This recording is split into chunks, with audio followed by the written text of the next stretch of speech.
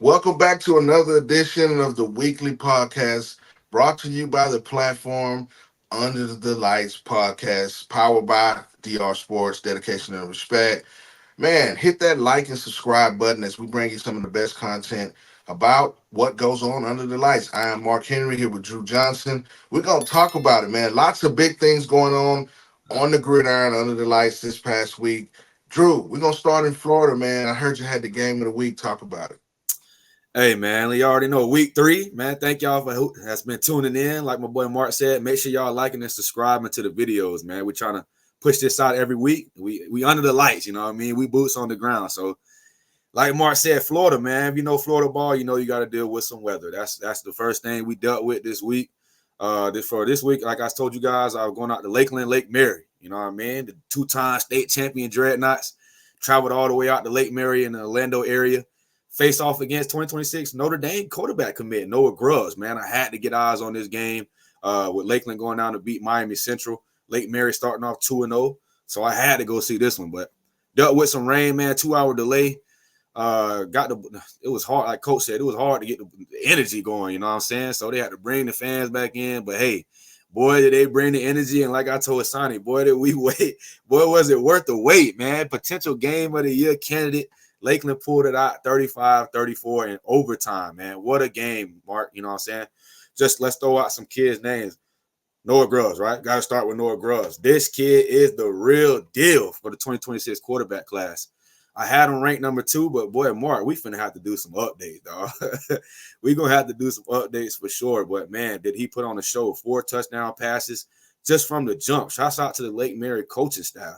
Just from the play calling, there was out there playing. You know what I'm saying? Like just throwing off the defense, misdirections, had guys coming out the wheel from the backfield. So it was the play calling that got my attention early on for Lake Mary.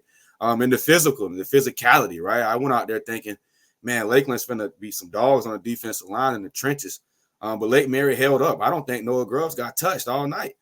He showed his feet. Notre Dame fans seen that. He can get mobile, so shots out to that. But man, that Lake Mary offensive line was very tough. Defensive line as well. But yeah, such a great game. Like I said, potential game of the year. Lakeland ended up pulling it out. But let's go to the player of the game, Mark, and that's Shenard Clower. We talked about him previously on the show before. This kid is a game-changing playmaker, man.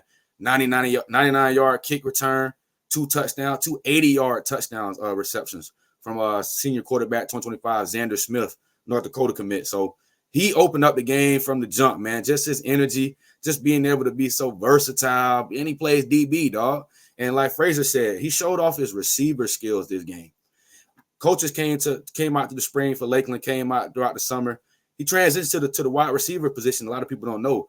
Man, he showed off the route running, the hands, the short game, the intermediate game, being able to turn those 5-yard receptions into 20 yards. So shout out to Shenard Clower, man. He's definitely potential Polk County Player of the Year, just the way he's able to change the game. And like I said, a guy like Noah Grubbs, this guy's the real deal in the 2026 class. But really quick, before we get off Florida, man, just to go around the state, IMG took down Coco. Marc's, Marc know about Coco, you know what I'm saying? For sure know about IMG. With Brady Hart out there over Coco. They struggled a little bit, but that's what it takes when you're playing these national powerhouses, right? Coming from public schools, you know what I mean? You got to be good in the trenches. You got to be big in the trenches, and you got to be tough for all 4 quarters. IMG was just too much, man. Just too much for this weekend. Chaminade took down American Heritage, Mark. Chaminade took down American Heritage. Shots out to Preston Wright, right? This kid, 2025 quarterback, transferred over to Chaminade this year. Got put in the spotlight, man, was able to, handle it. I think he threw for 3 to 4 touchdowns against American Heritage, battling Diabell, you know what I mean? He's got all the eyes on him, one of the only 5-star quarterbacks. I think the only 5-star quarterback in Florida. So that was a big-time game in South Florida with Chaminade pulling out the win. Let's take it out to West Tampa, the West Side, West Florida, you know what I mean? With Armwood beating Tampa Bay Tech. What a game, you know what I'm saying? 31-27. You got Gerard Pringle, the Miami commit, with Armwood running back, toting the rock out there. Rise Brush, the quarterback, he's starting to look better, starting to come into his game, confident kid. But that defense, man, that defense was monstrous. Shouts out to Jalen Waters, a kid we see on the DR7 circuit, a DB, you know what I'm saying? Florida commit right now, but that might shake up a little bit, you know what I'm saying? Shouts out to his spots, lockdown defensive back. They got a good team, man. Those transfers over there, Tyler Williams, Georgia commit, big time, man. And let's wrap it up with Tampa. Carrollwood Day took down Berkeley Prep, you know what I mean? Berkeley Prep won a state championship last year. My guy Jordan Magwood, you know what I'm saying? 2025 quarterback, really good dual threat guy as well, but he's showing off his arm this year. Was able to get a touchdown through the air and one through his leg. So it was a good week in Florida this week. You know what I'm saying? Not as good as that last week. That first week was crazy with that gauntlet of games we got. But for sure, went out to Lakeland Lake Mary this week, Marc. Got my eyes on Noah Grubbs and the Dreadnoughts, man.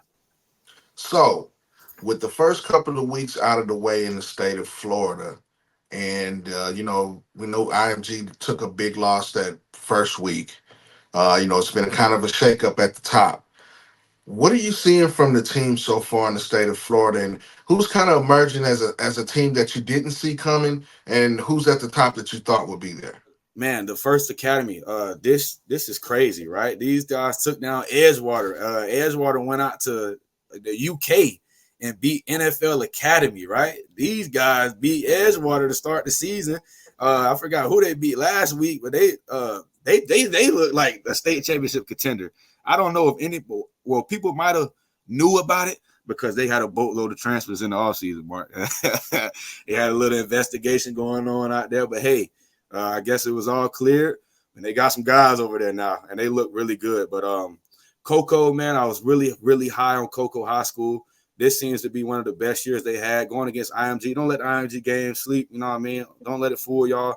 They got a powerhouse team, but one right now, Marc, we got to talk about it. Venice High School. Played Lakeland High School in the state championship last year, but they're in a new division now. They've put up 71 points last night, a basketball game type score against Bishop Moreau.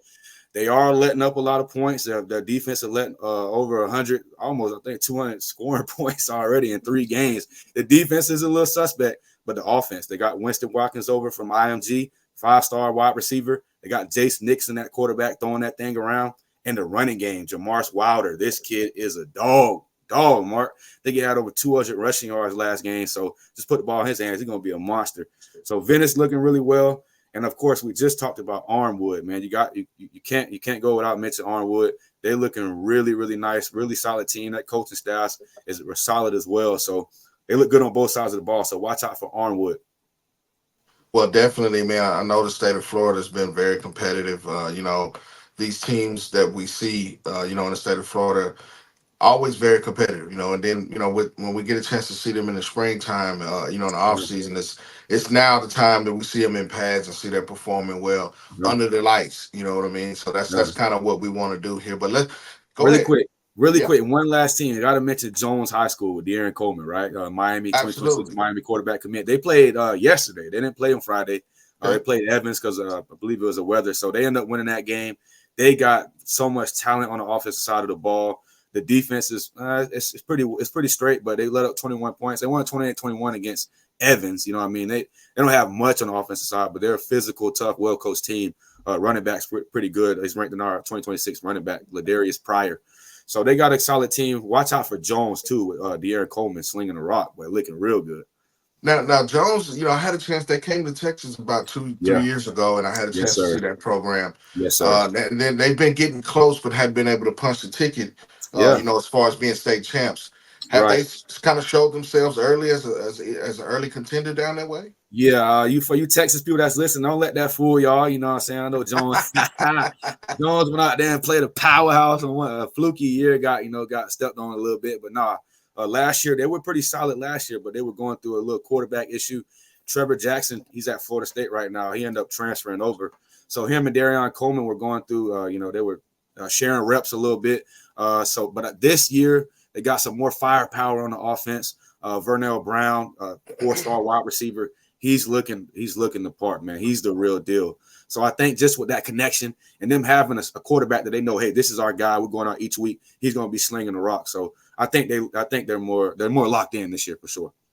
Absolutely. I mean, they've been a power in the Orlando area for quite Yeah, some time, for sure. and they've been producing. I think that Coleman's one of those guys that you got to look at as a leader, a guy that can get them over the top. Now, I Yeah, believe, I'm in, talking to you in the last year or so.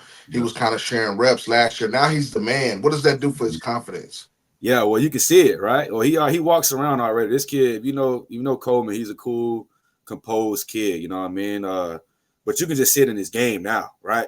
He already had it anyway. If you watch the film from last year, when he did get put in, he'll come in and deliver. You know what I mean? Right, Fresh off. right, You know, if he's not starting or if he right, comes off the bench, he'll come in and throw 2, 3 touchdowns.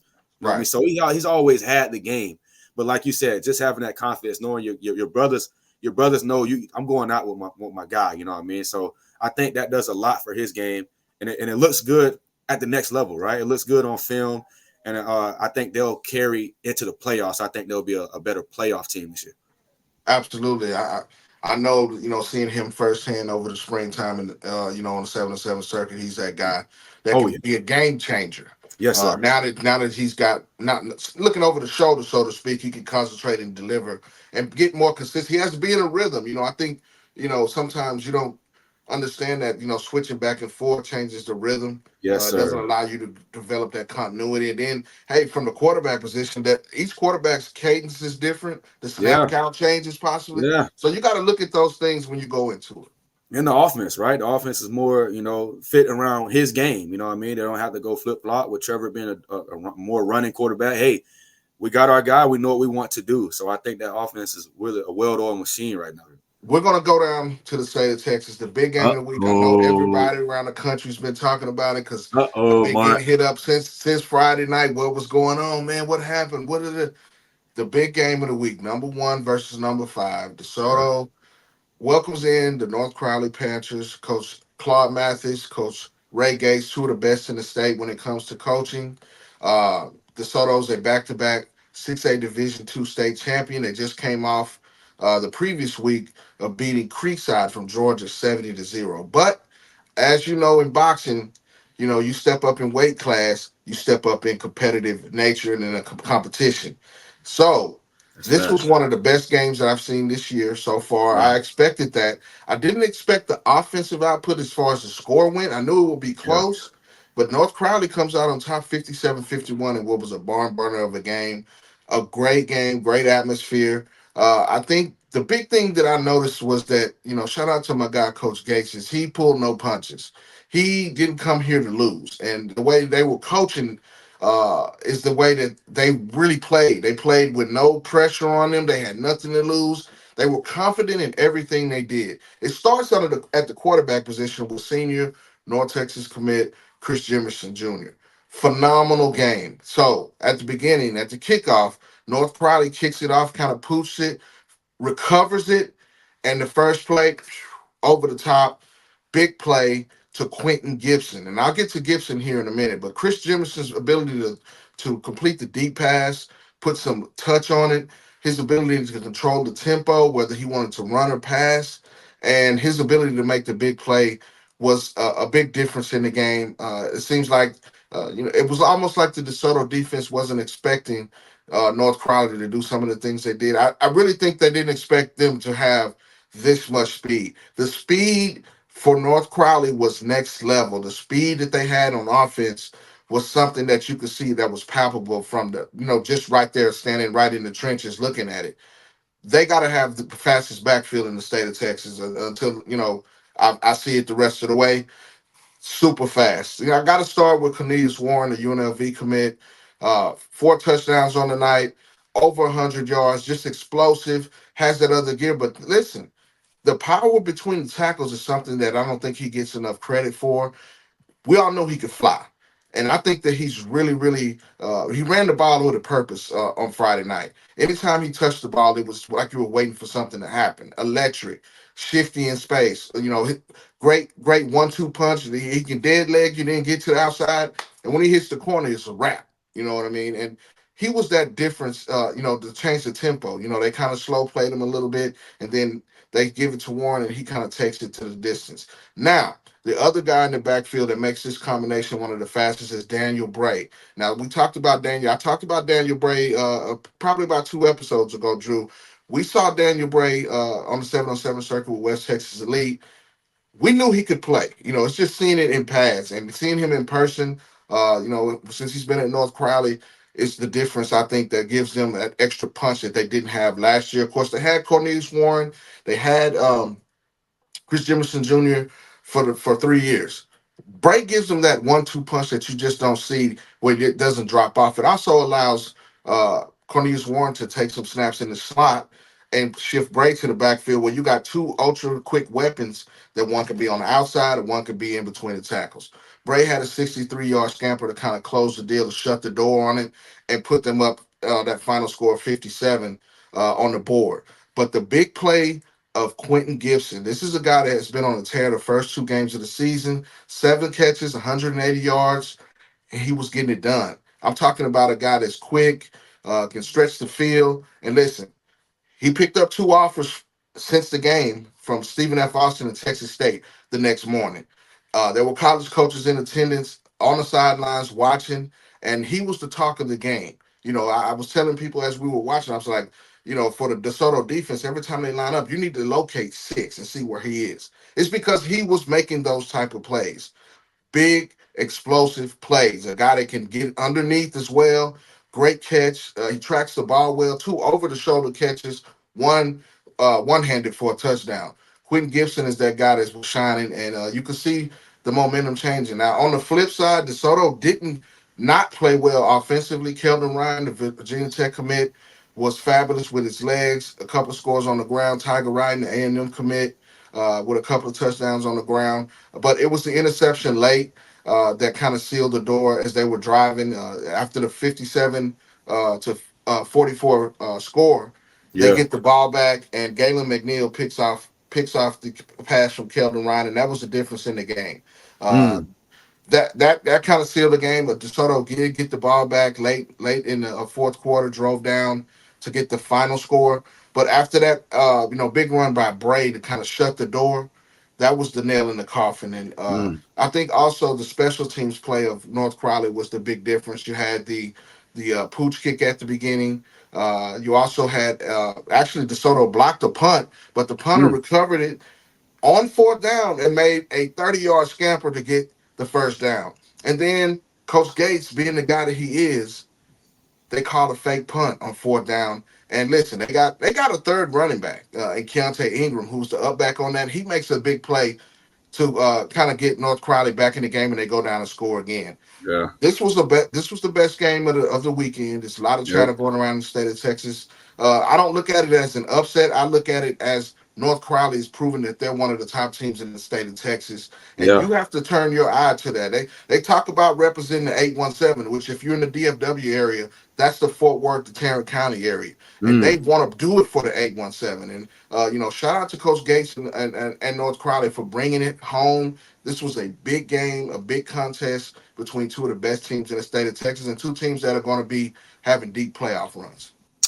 Let me ask you, Mark, because we kind of previewed this game a little bit, on the last episode. What was most surprising to you, following the game, kind of rewatching things and getting thoughts on the game? What was most surprising? I think that maybe they underestimated the speed and explosiveness of North Crowley. I think that was evident from the first couple of plays. I mean, of course, we talk about Cornelius Warren, and his explosiveness, but I think, like I said, Daniel Bray brings that extra element of speed because Chris Jemison can definitely do that as well with his legs. Gibson's a guy that can fly as well. But the offensive line, I think, for North Crowley set the tone early in the running Mm, game. They had two guys well over 100 yards. Chris Jemison had close to 100 rushing. So they really pounded it on the ground in the second half, especially the fourth quarter. Now, Jemison made big plays over top with the deep ball, but that fourth quarter, they really grounded it out. And, Chris Jemison had a 60-yard run, and then Bray had a 60-yard run to kind of seal the deal. They have one of the top tackles in the class of 2026 in John Turntine the third. who Texas and Georgia are probably the top guys on or the top schools on his list right now. Talking to him after the game, he was very adamant that they wanted to set the tone, and he wants to let you guys know that they're here. They're Yeah, coming. And North Crowley is one of those teams that could be reckoned with when it comes down to making a deep run here in the playoffs. But I thought that both teams ran the ball well. I mean, you can tell by the score that both teams established the run. Keldon yeah, Ryan was electric all night long on the ground. He really made guys miss in the open field. It's just that when it came up at the end, that costly interception, and the way that this game was played out, you knew that whoever had the ball at the end would win this game. mm. It's just that North Crowley closed the door with the big run by Bray to kind of seal the deal. But the North Crowley offensive line definitely has to get kudos for how they perform. Yeah, man. It's similar out here, right? A couple of our big dogs lost already. They got a loss on the record. But so what? Where does DeSoto go from here, brother? They still got Duncanville on the schedule. Still a long season. Very talented team. One of the national premier programs. So, well, what do you think DeSoto goes from here, brother? I think they'll be fine. There's no time to panic. This is why you play these early season games to kind of gauge where you're at. DeSoto's no slouch. Yep. They are a well coached team. Coach Claude Mathis is going to have those guys right. Listen, they go on the road this week, travel down to San Antonio to play a Corpus Christi Miller team. That's one of the top Mm-hmm. teams down in that area. So it doesn't get any easier for those guys. They will be fine. They still have some of the best players in the state of Texas. Another guy that played well for DeSoto was Myson Johnson Cook, running back, class 2027. He was probably close to a well over 100 yards, power runner, big guy, about 6'1". Maybe a shade of about 6'1", about 200 pounds, runs a 10,700. He played well. I got a chance to see him play in pads. I'd seen him this spring at a couple of camps. Big physical guy, but listen, when he gets in the second level, he can break some big runs. And also shout out to Ethan Booby Feaster, class 2027 wide receiver. Yeah. He played very well, had a couple touchdown catches. He was a guy that was already on the radar, but seeing him in his maturation, he made some big catches. His catch radius is what the Yeah. big thing. Long arms, big hands. He played tough too. He took a big shot and got back up. That shows me he's had the toughness to continue to play, even though he took a pretty big hit. But Yeah. Quentin Gibson for North Crowley was probably my player of the game just because of the effect that he had and able to stretch the field. That opens up the running game. Mm-hmm. They were able to mix that up as well. Drayton Fulbright, another guy who's a Tulsa commit at cornerback, played an outstanding game. Didn't give up any catches on his side, and he had a big hit in the game. Tackled well in the open field. Also, Texas commit Jonathan Cunningham, linebacker, made some big plays out Mm-hmm. there in space. This is a game that you'll see. That when the playoffs shake out, they'll probably go Division I and Division II respectively. But I Mm-hmm. think that both of these teams will be playoff teams. For DeSoto, like you asked, I don't think there's not a hiccup in there. This was a good team that they Yeah. played, one of the best teams in the state. When staffs and high schools and coaches and players take on teams, they could easily schedule cupcakes. You understand what Yep. I'm saying? But when you step out and take on the best of the best, that gets you ready for your playoff run later on. These will be two teams that have something to do with who comes out on top and are state champions at the end of the year. Yeah, brother. Really quick, wrap them up real quick. So speaking of playoffs, glad I'm not sure how you got your eyes on Duncanville yet, but they got a huge game coming up with St. Francis. But you Texas people know North Crowley took a L to Duncanville last year in the semifinals in the playoffs. Have you seen enough from North Crowley? Like maybe this year they can take down both DeSoto and a Duncanville in the same season, or what? Talk to me, brother. So Duncanville had a big game against South Oak Cliff, which was right down the road. I did kind of have eyes on that game. Oh, okay, yeah, Uh, yeah. I thought I'll start it on this side of the ball with this. I knew the South Oak Cliff would play better this week, and they did. It was a Mm, very close game until late. They played a lot better defensively. But Duncanville, they kind of got off to a slow start. This was actually Duncanville's first game of the season. They didn't have a yeah, game yeah, in yeah. week 0. So, the emotions were running high. This is a big game. These kids know each other. The neighborhoods are close. And South Oak Cliff was always playing with a chip on their shoulder. They came Okay. out and they played well with Duncanville. It was a 7-6 game going into the third quarter. And then Duncanville kind of opened up. I think that they have the pieces to go back. We'll see what St. Francis brings to the table. I saw St. Francis probably about 3 years ago come down to Texas and beat a very good DeSoto team that actually went on to win state that same year. Yeah. So, St. Francis is one of those national powers. I think that Duncanville can play with anyone. It's because they have some of the best players in the state of Texas. You got a five-star quarterback in Keaton Russell. Of course, we know about DeCorey Moore. And I talked about Zachary Turner a couple of weeks ago. They also have Ace and Theus, who's a guy in the 2026 class that I think that needs a little bit more notoriety, just because you always hear the big names first, but it's always these guys that kind of fly under the radar publicly. But everybody in that locker room knows what Ace and Theus brings to the table. Yeah. He's a guy that can get it done in the slot, go deep, end around type guy, and also a guy that's on the kick return, special teams, punt return that can go to the house in a sec. So I think that's a big matchup. I have to see. Don't know enough about St. Francis this year. I know they kind of Yeah. fell on hard times last year, Right. but that's a team that can come in and really do some damage. But I think this is going to be a great game. That's the reason you schedule these type of games. Yep. I think that North Crowley has proven with that win that they can come in and play at a high level. I was at the game last year in the semifinals against Duncanville, and they hung around for about a quarter, and then Duncanville flexed their muscles. But the big thing was the play in the trenches. Duncanville was very physical with North Crowley, and that's what I kind of think they got out of their game. They were kind of able to rush the passer and not really give Chris Jemison those lanes to step into the pocket and step up and make those plays. We were talking about Texas commit Colin Simmons and Alex January, who we saw Colin Simmons dominate in the Michigan game yesterday. This guy was playing high school football last year. So that Wow. tells you the type of talent that they had in the trenches, which didn't really get North Crowley, didn't allow North Crowley to kind of get into their swing of things. This is a totally different team. Same mindset, but they're more mature. They're seniors. They got the senior leadership, and then they got the guy at the top that believes in them, and that's Coach Ray Gates. They're Mm. built for this. They are 28-2 in 2 years, including the two wins this year. So Mm. they're built for this. That this is a program that's on the rise, and I think that when it comes down to late in the season, they'll be right there. Everybody here in in the state of Texas, is looking for that matchup to be. If the football gods align right, that should be a semifinal match to decide who goes to state. But I think North Crowley put themselves in the conversation with the big win in DeSoto. Man, three very tough programs. You throw a North Shore in there, you got a big four, national programs. There's some others you can sprinkle in there too, right? But let's wrap things up, Marc. Before we leave the great state of Texas, just throw out a few names, man, that you think, a few kids you think stood out this week, that deserve the spotlight. Well, we mentioned the guys at North Crowley. There was another big game that was in the same area.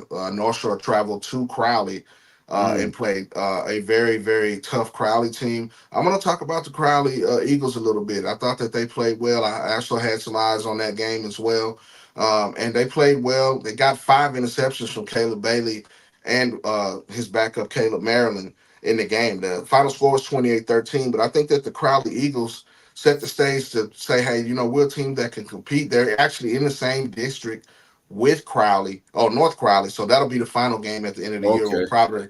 We'll probably decide who's going to be the district champion out of there. But, Antavius Ellis is one of those top receivers in the country, 2027. Yeah. They kind of had to double team him a little bit, which means he's got his respect. Is Yeah, why I yeah, for wanted to sure. say that. Because you For have sure. Devin Sanchez, you have Chase Calcutt, and they kind of switch back and forth. This is for me watching the highlights of the game. They didn't want to let Tay beat him. But Mm. Caleb Williams has had a phenomenal season over there. He's a guy that's been flying under the radar the last couple of years, but he had, a big game, as well as Brandon Ford, one of the top Boy. 2026 cornerbacks over there for Crowley, had an interception in that game. So Crowley showed that they could play with the big boys. They came up short, but I think they proved a message. Also, out west, the Alito Bearcats got back on the winning side of things. They took Yeah. on a tough Lancaster team, and it came out with the victory. Listen, the Bearcats just don't lose at home. Everybody had their eyebrows raised in week 0 when they lost to a very good Den Geyer team. But Racine Guillory Jr., one of the top running backs in the country, he got his mojo back. We talking about a guy that scored over 3 touchdowns, I think 174 yards rushing. From watching some of the highlights and getting some reports back, he really, really got loose. We're talking about a guy that can get it done in between the tackles, a shifty guy, but when he gets out in space, he can really run with power between the tackles. And listen, there was a signature play on a run where he scored, where he stiffed on the guy to the ground and went to the house. Mm. That shows you everything that Ray Guillory does when he has the football in his hand. That's the reason he's one of the top backs in the country and has got, Yeah. 30, 40 offers from schools around the country. He played well. I was really impressed with Ray bouncing back. Of course, I've seen him over the years. He's only a junior. He's been starting Mm. since he was a freshman, and he's really, really, really setting the tone for Alito. And they got a big win over Lancaster to get back to 1-1. So, those are some of the guys that I thought that stood out. Of course, South Lake Carroll had a big win over Hebron, Riley Wormley, and those guys got a big, big win over there. A couple of guys off of that South Lake Carroll team. Angelo Randa has been a guy, class 2026 quarterback that played well. He's Mm. kind of getting his feet wet. And he's a guy that's really going to set the tone. The South Lake Carroll is going to get back to where they were last year. It's going to be because he matures as the season goes. You got Brock Boyd and some other guys that played well. That offensive line was very physical, which is, it's the stablemate of South Lake Carroll. Coach Riley Dodge is one of those coaches that's known nationally. It's definitely in the DFW area as coaching teams deep into the playoffs. And Allen got a big win over Cedar Hill, which Cedar Hill's in that district of doom as well. So those are some of the teams that you'll see. And then listen, one more game that I'll talk about. Uh-oh. Waxahachie and Capel. That was a big game this week. Big game. Uh-oh. Went into overtime, and Capel comes out on top and gets the Mm. victory. But that Waxahachie defense played very, very well. Capel has one of the top quarterbacks in the state, Baylor commit uh, Griffin, who, Mm-hmm. listen, this guy can spin it. You know what I'm Yeah. saying? And they held him in check for most of the game. They didn't let it get out of hand. Jaquan Snell, Carmelo Clausen, and those guys over there on the defense, Jacob Irvin. Mm. Waxahachie is going to be a team that you'll know about when it comes to making it deep into the state playoffs. I think they'll get that third or fourth slot, depending on how Cedar Hill and Lancaster do. October 11th, everybody's circling that game when it comes to Duncanville and DeSoto, which is still on the cusp of coming out later on in the season. So, I think Waxahachie played well, showed that they got the metal to make a deep playoff run and at least make it to the playoffs. Yes, sir, man. I appreciate that, Mark. As we wrap things up, before we give you guys our, the games we'll be at this coming week, I kind of want to jump to the Sunshine State real quick to throw out some names that I've seen. You feel me? Some player standouts that I think deserve the spotlight. I kind of recap the Lakeland versus Lake Mary game. I started with a kid, Shenard Clower. Of course, he's potential Polk County Player of the Year. Lakeland's secret weapon, right? Just get this kid the ball. He gonna get it. He gonna make it happen. I mentioned Noah Grubbs, of course, 4-star 2026 quarterback, Notre Dame commit, can do it all, man. He's the real deal. But I want to talk about a wide receiver that was on that Lake Mary team, Brian Williams, man. I don't think a lot of people knew Noah Grubbs got 2 6'5" receivers he could throw to. And this kid, Brian Williams, man, showed off great speed, strong hands, good catch radius. He had a touchdown, about a 35-yard touchdown from Noah Grubbs. They took the lead 28-21. That's just like, man, this kid don't got no offers, man. I'm like, wow, but he's a kid that definitely needs to be on college coaches' radar. That's Brian Williams out of Lake Mary High School, 6'5" receiver, man. Great build as well. So I also want to mention Xander Smith, man. I got to mention Lakeland's quarterback, 2025 senior. Came over to Lakeland a couple of years ago. He's now a 2-time state champion. It's starting to come more into his game. The team believes him, the community, the fans. He looked really good. Lakeland struggled on the offensive end some, but when he started throwing that rock and found Clower, man, that just opened everything up for them. So shouts out to Xander. He deserved a big game. Of course, you can't mention Lakeland High School without mentioning Malik Morris, 4-star linebacker. I believe this kid is one of the best linebackers in the country, which he will be once these other recruiting services get eyes on him. But he's a do-it-all type player. This kid is playing through injuries. He needs surgery. You know what I mean? He beat down. His body's beat up after the game. He can barely make it to the locker room. Spartan type kid, you know what I mean? But he's he's definitely the quarterback of the defense, a linebacker that's just signal caller that reads the field very well. And I mentioned the First Academy, Mark. I mentioned the First Academy and their new wave, but I got to mention their quarterback, Solomon Georges. We seen him playing for 24K. Played for Leesburg last year, but transferred over this year. He looks really good. He fits well with that coaching staff. He has some Demetrius McCray, 2026 receiver I had on the list. He asked him to throw it too. He has a couple other guys, so he's looking really well. He's not the biggest frame quarterback type kid, but he's getting it done at the prep level. I think he had 4 touchdowns passes last week to keep them rolling. And last but not least, I'll mention Chance Ralston, man. This kid, young quarterback, 2026 kid, but I think he's had like 5 touchdown passes in each game this year. You know what I mean? Definitely seen him on the 7v7 circuit a few times. Shouts out to his pops, very supportive. So those are just some of the names.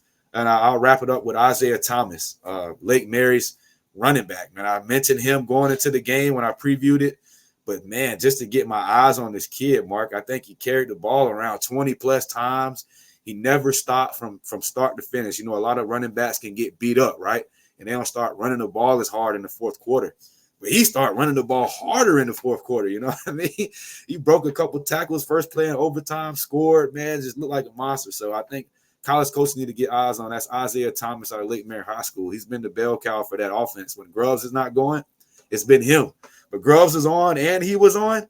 So that's tough for Lakeland to be able to withstand that at Lake Mary, you know what I mean, with the Lightning and all that. So shouts out to Coach Marvin Frazier. But those are just some of the kids like Jordan Magwood. I could Bjorn Jurgensen. They beat Bartow. Previewed that game with Bartow going up to Bishop Moore. He had 2 touchdown passes. He's looking really good. Virginia commit. Had him on the rundown a couple times. Really, really well-spoken kid. Bright future. So, and last but not least, Mark, we can throw out some highlights of this kid. This is one of the top 2027 athletes in the country. Look him up, people. Cornelius Purdy out of Lake Wells High School. Man, oh, man, this kid plays kick return, safety, wide receiver, running back. It don't matter what. He's running people over. He's jumping over people. It looked like a Madden created player.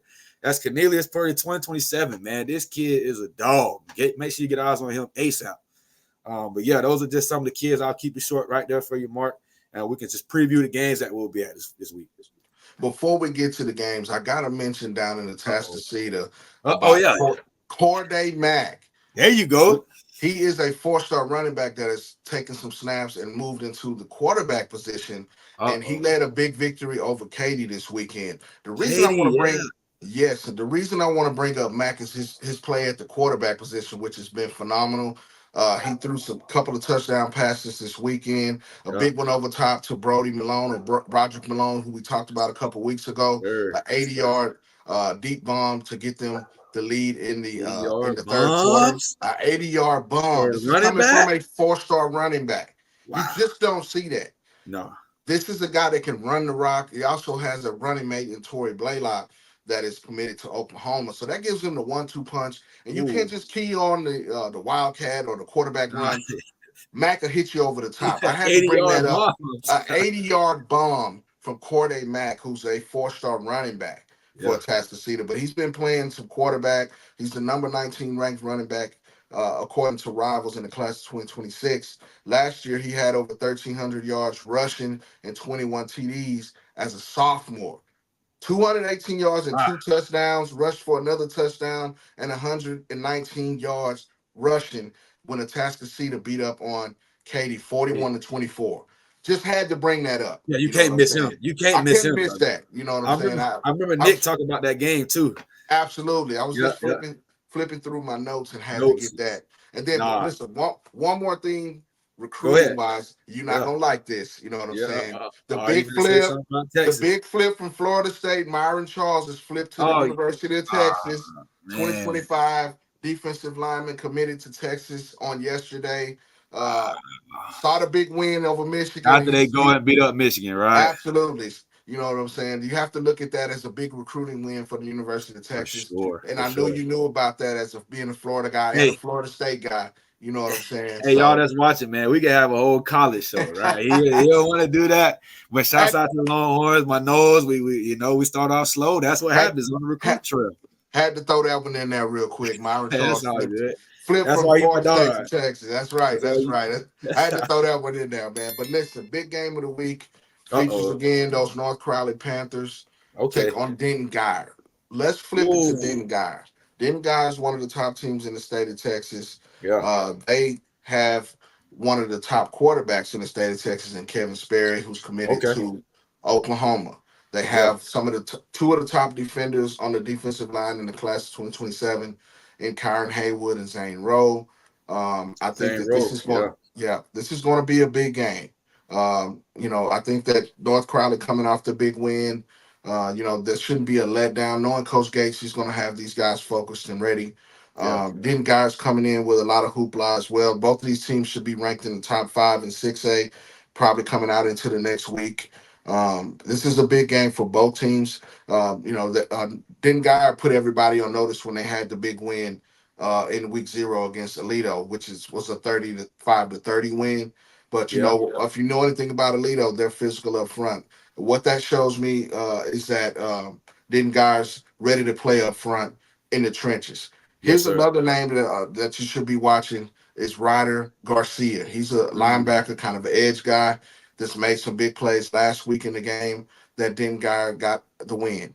He's going to be a guy that's going to be on the defensive side Mm-hmm. that you'll see that'll have to deal with some of that speed from North Crowley. I think this is a game where we'll see if Denton Guy is really the truth or is really on the cusp of taking that next step as a program. They were a state finalist a couple of years ago, lost to Austin Westlake. They've always been that team that's 3 or 4 rounds deep.